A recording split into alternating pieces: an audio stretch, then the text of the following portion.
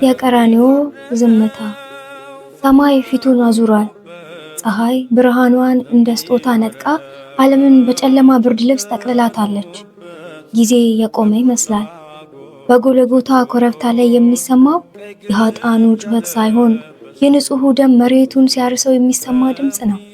ጠብ ጠብ ጠብ። ይህ ደም ዝም ብሎ የሚፈስ አይደለም። ይህ ደም የሚናገር ነው። የአቤል ደም በቀል ብሎ ሲጮህ፣ የዚህኛው ደም ግን ይቅር በላቸው እያለ ወደ ሰማይ ይማጸናል። መንገዱ ያለ ጥፋቱ የታሰረው፣ ያለ በደሉ የተገረፈው፣ ያለ ስሙ ስም የወጣለት ፍቅር ያንን ከባድ መስቀል በትከሻው ላይ አዝሏል።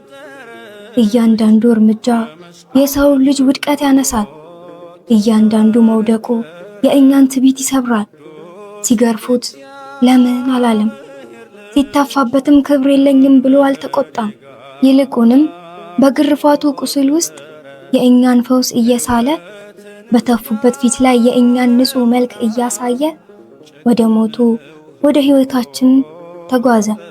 ችንካሩ እጆቹን ዘረጋ።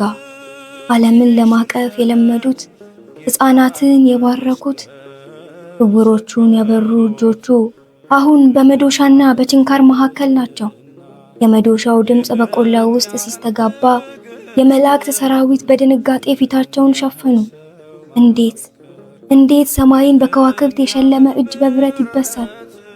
እንዴት ባህርን የገሰጸ እግር በመስቀል ላይ ይገተራል? ይህ ግን የግዳይ ሳይሆን የፍቅር ችንካር ነበር። ፍቅር ካልታሰረ እኛ መቼም አንፈታምና። ጥማቱ ጠማኝ አለ። ውሃን የፈጠረ ምንጮችን ያፈለቀው ጌታ ጠማኝ አለ። የጠማው ግን ውሃ አልነበረም። የጠማው የእኔና የእናንተን ነፍስ ነበረች። የጠማው የእኛን ወደ እርሱ መመለስ ነበር። እነርሱ ግን ኮምጣጤ ያጠጡት፣ እኛም በኃጢአታችን መራራን ጽዋ አቀረብንለት። ተፈጸመ። በመጨረሻም ያች አንገት ዘንበል አለች። ያ ትልቅ ልብ ትርታው አቆመ። ተፈጸመ የሚል ድምፅ ከቀራንዮ ተነስቶ ዓለምን አናወጠ። የቤተ መቅደሱ መጋረጃ ከላይ እስከ ታች ተቀደደ። ሞት በሞቱ ተሸነፈ። አሁን ዝምታ ነው። ግን ይህ ዝምታ ባዶ አይደለም። ይህ ዝምታ ተስፋን ያረገዘ ነው።